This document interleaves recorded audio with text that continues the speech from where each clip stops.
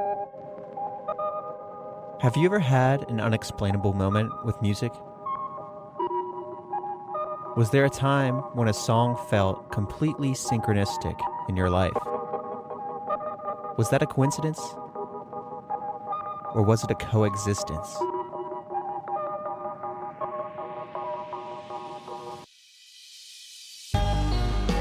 Today, I invite you on an extraordinary journey into the realm of harmonious encounters where music and spirituality intertwine.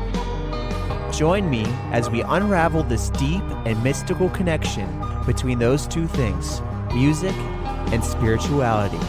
It's all right here on Music Ghost Stories. Hey, welcome back, listeners, to another episode of Music Ghost Stories, the podcast where music and the unexplained collide. I'm your host, Donnie Ingram, and today we dive into the world of artwork inspired by music. Have you ever heard a song and seen something in your mind so vividly that a melody begins to morph and it feels like a memory? What happens when music reaches us in these unique ways that we can't really explain?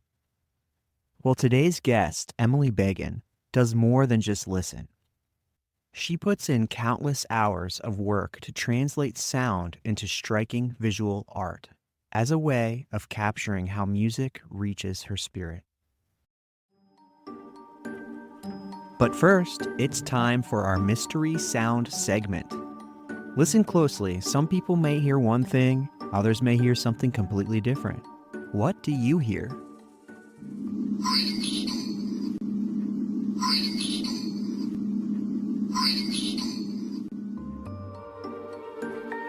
Here's the twist. What you hear might change depending on what you're thinking about. Try it again. I'm going to play you the same audio clip, but focus on the spontaneous group discussion to produce ideas and ways of solving problems. Okay, now let's see what you hear.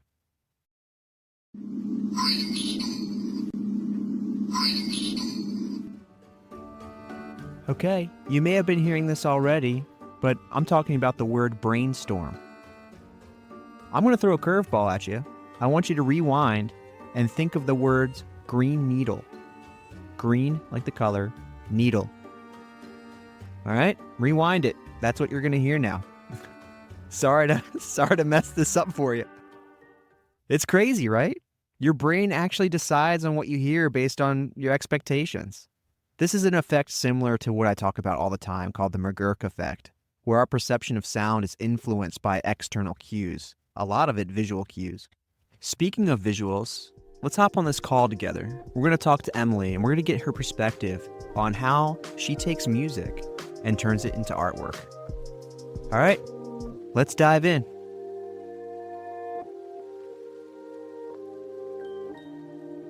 Hey, Emily, what's up? Hey, how you doing? I'm well. Welcome to the podcast. Thank you for having me on. Tell them a little bit about who you are and maybe some recent accomplishments that you have that you're proud of. So, I am a visual artist. I'm currently living in Nashville, Tennessee, but I'm from Chicago. And all of my work is rooted in music, predominantly the imagery that music evokes when you listen to it. So, I like to call my original pieces visual representations of songs. And in addition to that, I also work as a creative director and an art director, and I collaborate with musicians and create album covers, merchandise, tour out pretty much anything that is music adjacent and interacts with music. I recently put out a brand new drawing that's my interpretation of Led Zeppelin's Stairway to Heaven. It was one of my first YouTube posts, but it's reached almost 2 million people at this point. I noticed, I was like, oh my gosh, so many millions of views.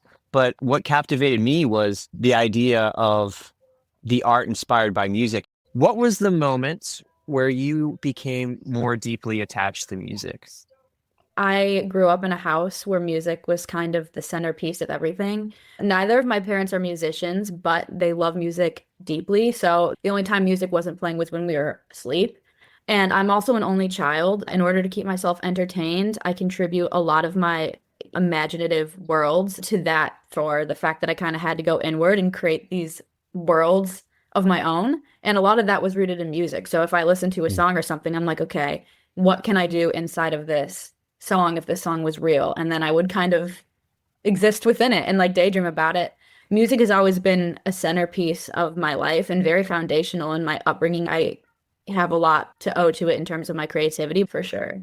Is there like a distinct memory that you have that you associate with music that you think really impacted you, maybe emotionally, or just the trajectory of your path to come growing up?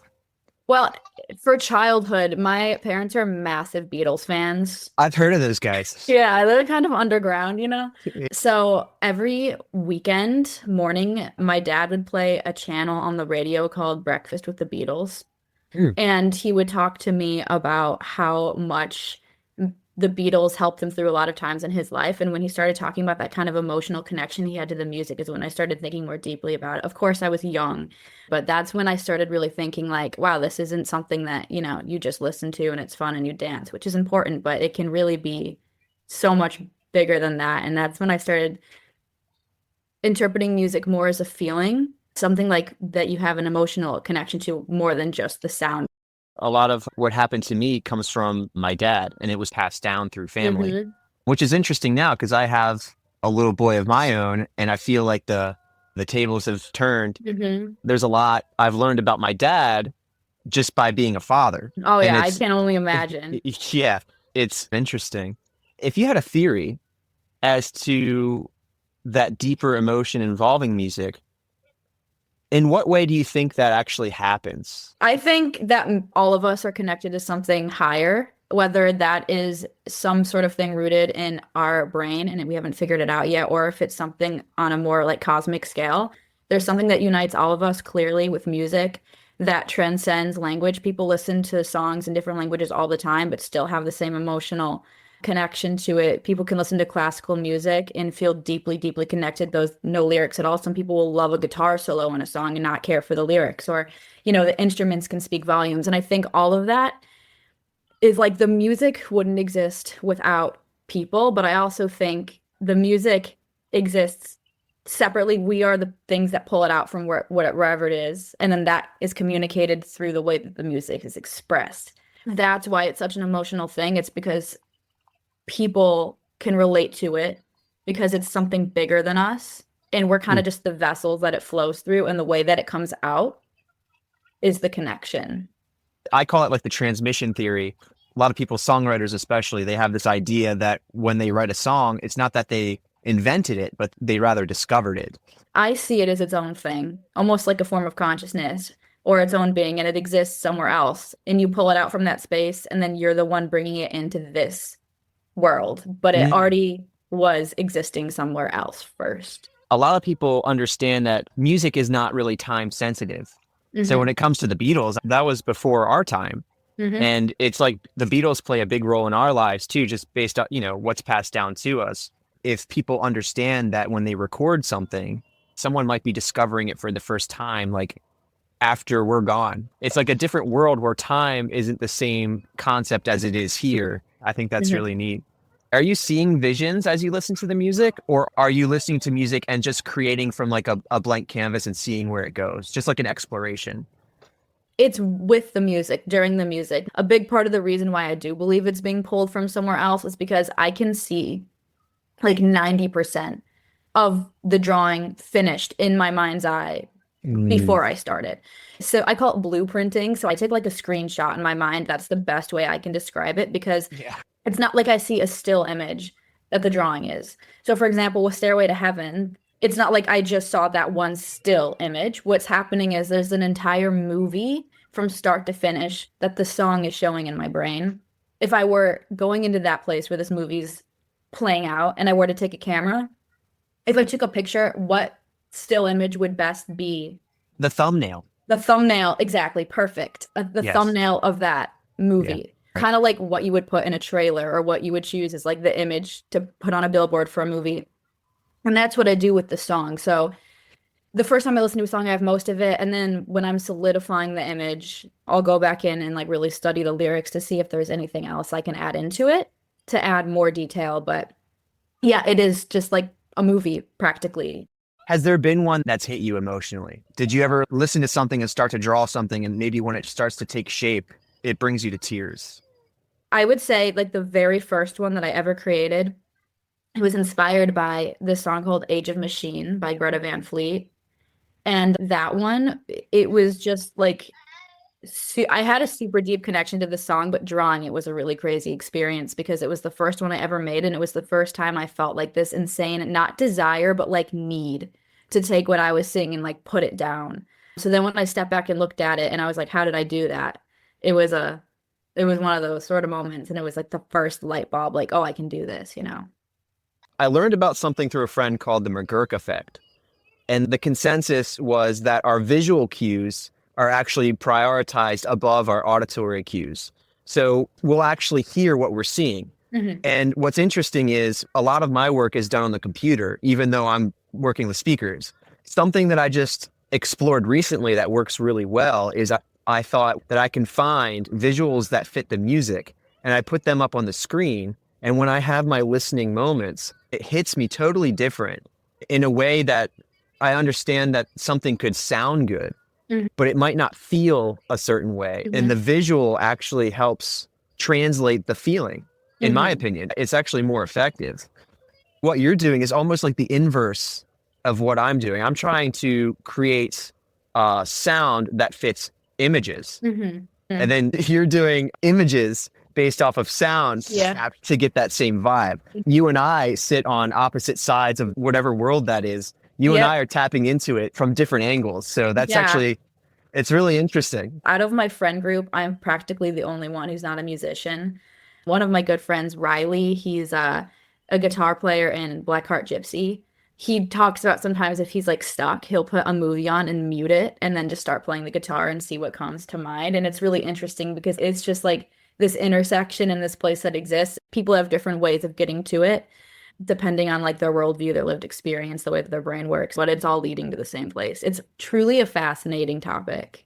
Right around where I started to build the foundation to start a podcast, Rick Rubin Oh my published God. I love, sorry, his I didn't mean to interrupt. I love Rick Rubin so deeply. Yeah, I My know. God. And I'm like, I need to have him on here because yeah, he would be like the celebrity of this theme in Mhm. my opinion. He Maybe put a one of the voice most to it. influential.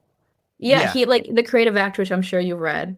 Yeah. Oh yeah. Yeah, I just read that a couple months ago for the first time, and I've listened to his podcasts a lot. It's not like what he wrote is some crazy profound thing, but it's the way that he broke it down into simplistic terms. And I'm like, that is exactly what we've been trying to describe. He just like can very eloquently put to words this really kind of almost like spiritual process that can happen when you create art. Yeah, I hope you can talk to him one day. He's a huge inspiration of mine and so many other people. Yeah. One day. That's my audacious goal, Oh, yeah, you is got it. is to have him on and maybe learn a little bit from him and just compare notes. Yeah. So what you said earlier is that everyone has this different way of getting there, Mhm. tapping into that realm. Do you have any methods? I kind of have to be like sensory deprived. When I'm coming up with an idea for a drawing, I can't have lights on, which is kind of weird. I like to be in the dark. I'm also like not a rough draft person. I feel like rough drafts kind of can make you overthink if you're mapping something out. So I kind of just listen to the song. Everything has to be quiet, no music, no anything, no light. I need like a moment of silence after I finish the song. And then I start just jotting things down, like written with words, not sketching images. And then I have to let it marinate because oftentimes, like, I need a day in between listening and writing it down for it to like solidify in my brain, if that makes sense. And then I'll go and I'll start actually mapping it out on a piece of paper. But it's always words first for me. It almost reminds me of journaling Hmm. and using words to convey emotion I'm finding that to be quite effective because it gives you a different perspective by reading your own thoughts. I had a neuroscientist on and I've started reading his book, and he talks about the part of your brain that sort of bridges the right and the left. And there's certain things that exercise that part of your brain. The same thing that what you're saying and maybe journaling that's so effective is that writing it is one thing, and then you're crossing the bridge when you interpret emotion that way. the same thought I had with you when you're listening to music and then putting it down as visual art. I feel like you're crossing over between right and left a lot. A lot of creatives, the more you can exercise whatever that is, the more effective it can be. And you and I both find there's a very unique connection between the visual cues and the auditory cues that we have in our brain. Yeah, that's super cool. Something that's new for me is meditation. So I love meditation. I recently started getting into it. Like I'm on like a 4-month streak now of meditating every day for at least 20 minutes.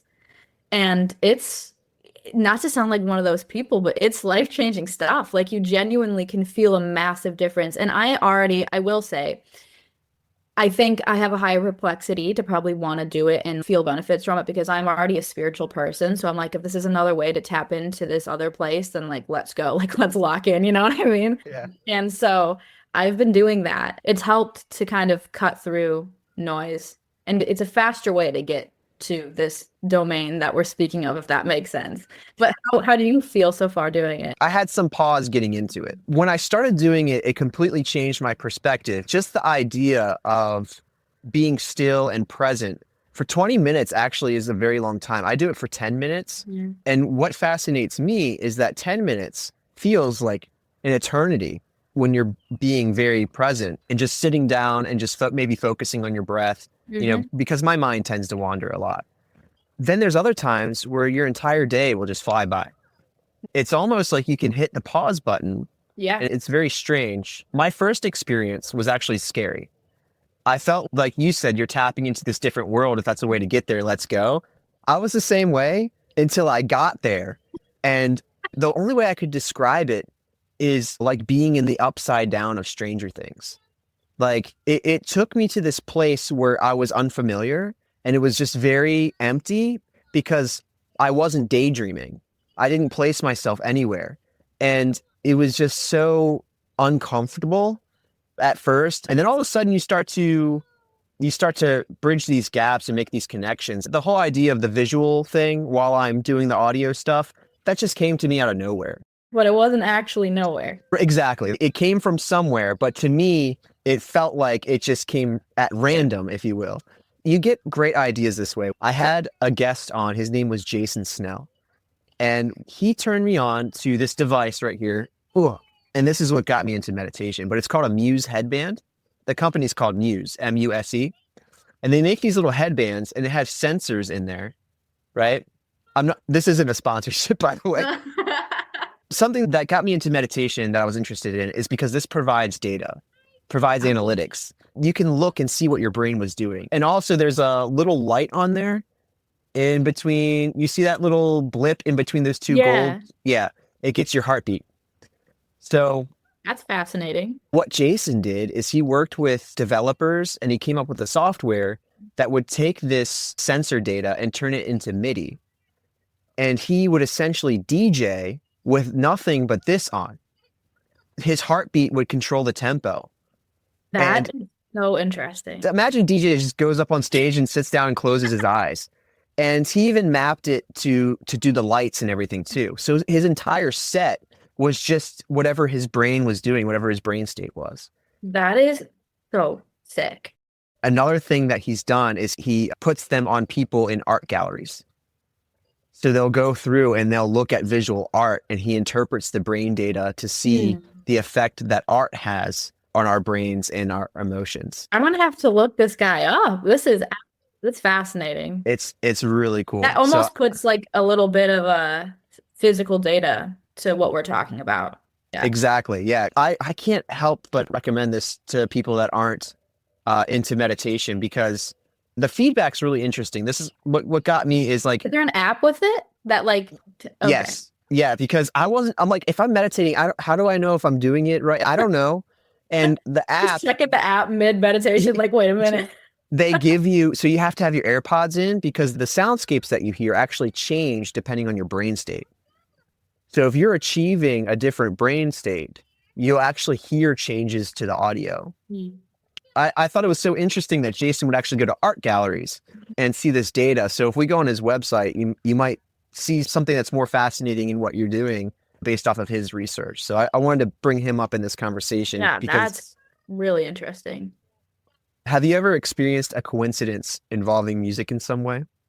I don't think coincidences are real. So maybe I have a different definition of coincidence, and people are like, yeah, you're describing one. I think maybe like serendipity. It's hard to describe because for so long I had absolutely no desire to create anything at all. I'm a self-taught artist, so it's not like I went to school for it. The first drawing that I made, I go back to like the feeling that I had. It was like this inner feeling of excitement and like knowing like this is something that it has to happen and like something's gonna line up with it. It has something to do with this song or whatever. Age of Machine, like I drew it, and at the time I had like literally 23 followers. The drummer from Greta Van Fleet saw it somehow and commented that it like moved him. Then that just started absolutely everything because then Greta Van Fleet fans saw it. They were like the first people to want my art. When you make something inspired by someone else's art and then the person whose art inspired it says like, hey, like this is really awesome, there's this moment of like, whoa, this is so epic. I could have drawn any other thing, but for whatever reason randomly I was like, that is the one. And somehow he saw it and it literally kickstarted everything. So I attribute a lot of it to him because he gave me so much confidence, but he also like attracted a whole group of people that I don't think would have otherwise seen it. So if you want to call it a coincidence or, I don't know what else you could refer to it as, but there was Uh, something going on because it was like this crazy, like, I need to make this thing. yeah, I think the word that sums up the theme is synchronicity. Hmm. There's these things that are occurring and all of a sudden there's this alignment. Whatever you were feeling, whatever was happening, kudos to you for executing and actually taking that and making something of it, understanding that there was a purpose. And what's really cool is that I guess that what did the drummer share it on social media, like He repost or commented something? on it, and then somehow people saw it because he commented on it. And then they Okay, ended up wild. putting it in one of their TikToks, and then I ended up making a tour poster for them. So it kind of like turned Oh, into you like, made a tour poster for them? yeah, I Oh, made a tour really? poster for, they had a Dreams and Gold tour. It's just like, yeah, Mhm. synchronicity. There's definitely something to that for sure. Also, like it made no logical sense because I was in college for entrepreneurship and I actually had a tech startup. So I was like, what am I doing drawing? I used an old piece of paper that I had from my freshman year of college. I was a senior at this point. I had no desk, so I drew it on my floor on like a piece of like hard cardboard so I could actually draw on something. The whole thing just didn't make any sense, but I was like, I guess we're just gonna do it. My parents always say, like, where did that come from?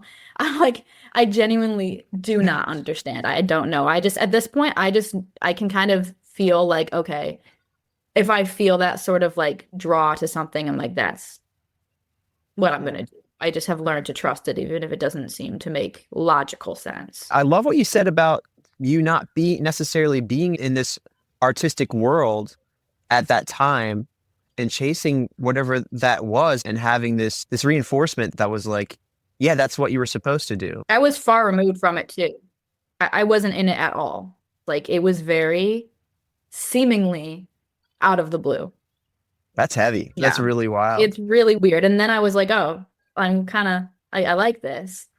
Can we talk more about Greta Van Fleet and when the Mhm. drummer commented, have you ever gotten the feedback from them? Did they message you in more detail saying how profound your artwork was to them and the effect that it had on them? It was very interesting and it was very spaced out. So when I first posted that thing, and his name's Daniel Wagner, he's the drummer.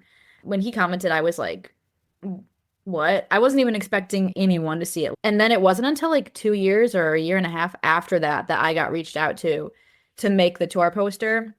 At this point, I've worked with a lot of other bands and I've made things and I have a lot more confidence in myself and my abilities. And but that was the first ever like big opportunity to like use my art and it be out in the world, especially for a group that I really respect in music that's really been pivotal in my career, in my life.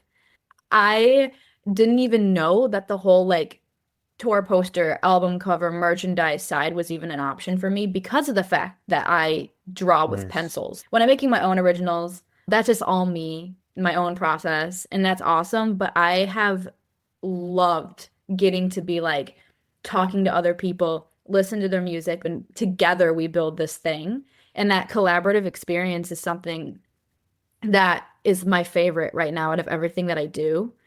It's just cool that that door was open because I didn't even know it was a possibility. Is there like a story that you've received yet that your art actually made an impact on somebody?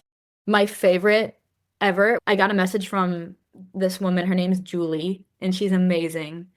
She bought a piece of my art and she is a teacher and she hung it in the classroom and she said that she thinks it would inspire wonder in the children.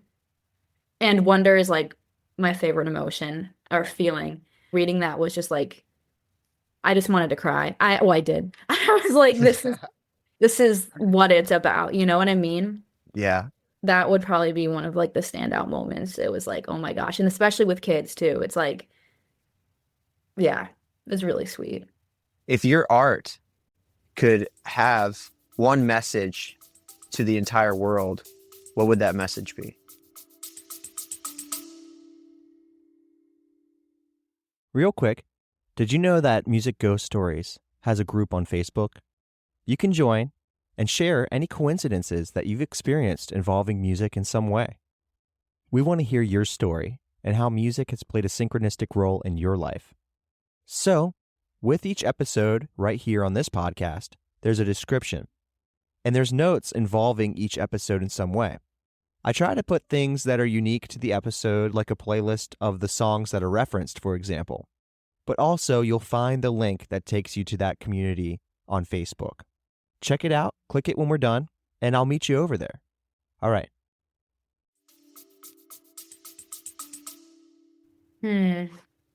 That's a really good question.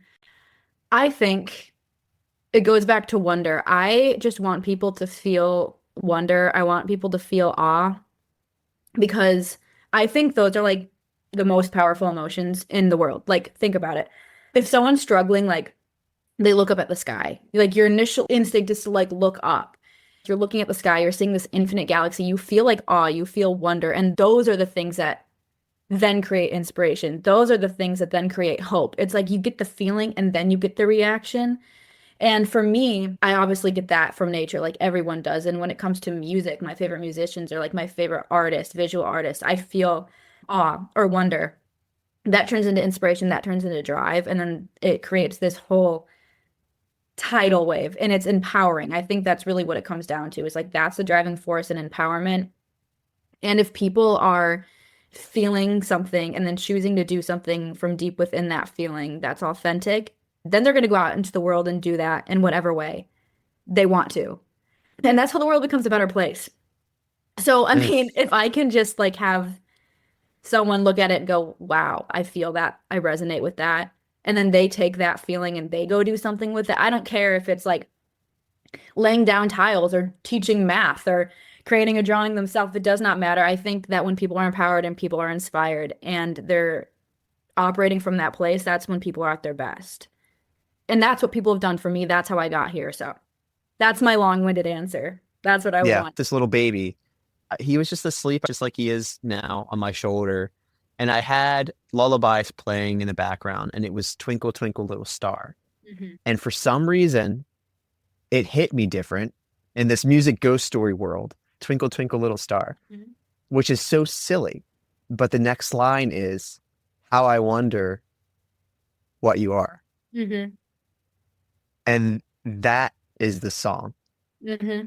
The song's about wonder. The Yeah. song isn't about the star at all. No. The whole magic is the idea of looking up. It's just imagination. I genuinely believe wonder is the foundation of what drives the human spirit, because if you look at science driven by not knowing, that's wonder. If you look at religion, that's driven big, like very much so in wonder and in faith. When you look at these things that are bigger than us, that our human brains are quite literally incapable of conceptualizing, it creates the feeling of wonder. The biggest driving forces in all of humanity originate from wonder. So it's very powerful. You know, I think it's the most powerful human emotion. Do you have any content or anything that describes your Stairway to Heaven piece in detail? Or I have things that are going to be coming out about it. okay. I try not to get too into it because of the fact that like I am interpreting music and this is my interpretation of it, and Yeah. someone else could have a completely different one, and that is just as real, just as valid. What I see is that you have the stairway that's ascending towards the Hmm. sky, and it Hmm. looks like there's all these other people trying to get there. Hmm. There's a crowd almost that's on the same path, which shows me like a yearning. Hmm. And then you have these two subjects that are the centerpiece of this entire stairway. Who are they? In my intention of it, people who are ascending to whatever it is that is oneness and wholeness at the end of everything. It's kind of like the yin and the yang, the male and the female. One side of the staircase looks a little different than the other side of the staircase based on what the people are doing and the emotions that they're facing. A lot of it I wanted to root in yin and yang, two sides of the same coin, heavy on the dark and light. Um, so all those people in the drawing aren't really separate from one another, if that makes sense. They're kind of all the different parts that can go into one singular human. The people in the middle are kind of the centerpiece of like how you can choose to conquer any of those things and rise above it and get to where you want to be. From a general perspective, there's almost 100 people in the drawing, but even though they're all like physically different people, it's all symbolically one giant. The human experience is not all great, it's not all bad. You can't have one without the other. It's really how you decide to move through all of that stuff to get to that. Mm. Oh, I love that. So that's kind of those two people are that movement. I will say one of the main lyrics that inspired the entire drawing is that there's two paths you can go by, but in the long run, there's still time to change the road you're on. Mm. That was the driving lyric that formed the majority of the imagery for that drawing. I don't know what it is about like the gray and the gold. It's like black and white, but then you add just one other element to it, just changes the whole vibe in such a cool way. That's my favorite thing to do. It's graphite pencil, so I like the majority of it black and white, and then the color is it pops, it's very intentional. It also adds like a bit of surrealism to it because music is very surreal. Almost like what you were describing in that meditation. I feel like music has the same sort of like energetic, almost like inebriation kind of vibe it can give people sometimes. So that I try and like put in a lot of my pieces, and I like to add color. Is there anything else that this podcast could offer where you're like, oh, I would have to listen to this. There's no way I can't listen to this. Well, now that you're talking about like creativity and neuroscience, I don't know if you know who Joe Dispenza is, but he would be a really interesting guest if you could get in contact with him. And he goes into a lot, like, heavy on the meditation, heavy on like the quantum field, a lot of like actual medical data, scientific data to back up his findings. Very interesting person. I think he would find him fascinating. This is awesome. Emily, this was great. There was this synchronistic moment of me just experiencing visuals when I'm trying to craft audio. And then I saw right on your homepage, it says artwork inspired by music. Mm. I did see if you were selling prints, and that part I did not see on your website. I'm selling prints, and I have just started opening up selling the originals, which is something that I wasn't ever planning on doing, but I have now decided that I think it's okay. So, yeah, Stairway to Heaven is actually currently the original is up. Really? Is it on there? Yeah. Well, on the I have like a shop page, which is my prints, Yeah, I and see the that shop has page all the prints of the originals, and then I have an portfolio. originals page, and Oh, I see the originals. How do you put a price on something like that? it's hard because when you create something, it does feel like very personal, Mhm. especially when you spend like 10 months drawing something I and know. like physically touching the paper every day. It almost feels like Yeah. it's like a physical thing, you know? Yeah. And what's cool about this is we record this episode, like we said about music, how it transcends time. What I'm realizing is there's people that are tapping into things that I've recorded like last year. They're hearing these interpretations and this insight for the first time. Well, that's the coolest thing about it. Every time I get obsessed with like, or like just start going down the rabbit hole of like new music or information or whatever, like have you watched Squid Games? There's a guy who's in the new season, and he is actually a musician in real life. Mhm. And I didn't know that. And I watched the show. And then because I like am obsessed with the creative process, I was watching interviews and everything. And they're like, oh yeah, this guy was like a musician. I'm like, no way. And he's like this really awesome Korean rapper. T.O.P. is his name. And he like mixes a lot of like visual art and music in his music videos and like in his expression. And it's so cool to see it in that way. It's so cool. And like this stuff is like 10 years old. Like the stuff that I'm listening to and watching. Yeah, It is timeless. Music, art, conversation. exactly. I guess we can conclude with the idea of whatever it is in this world that we're tapping into, Mhm. the value that it offers us is timeless. Yeah. hmm Awesome. Thanks so Thank much, you. Have a Emily. great rest of your day. All right, you too. I'll see you. See ya. Bye. As we wrap up today's episode, I want to leave you with this thought. What if music isn't just something that we hear? What if it's a moving force that guides our spirit? Emily sees music as more than just sound. She sees it almost like it's this portal into a different world.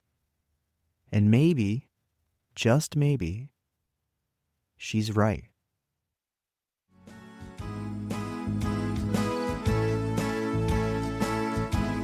If you made it this far and today's episode resonated with you, please leave a review on whatever platform you're using right now to listen to this. It's the best way to keep this thing going, and it costs $0. Also, if it's there, hit that subscribe button. The journey is always better when we travel together. All right, until next time, everyone, though this episode is over, keep listening.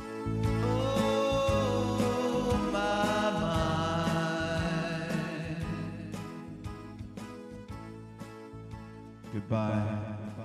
I love you.